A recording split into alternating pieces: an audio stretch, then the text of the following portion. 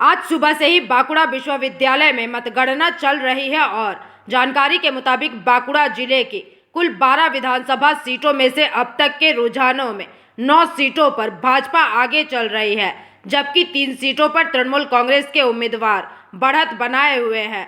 भाजपा की इस शानदार बढ़त को देखते हुए काउंटिंग सेंटर के बाहर भाजपा कार्यकर्ताओं और समर्थकों में भारी उत्साह देखा जा रहा है और वे जीत के जश्न में डूबे हुए हैं।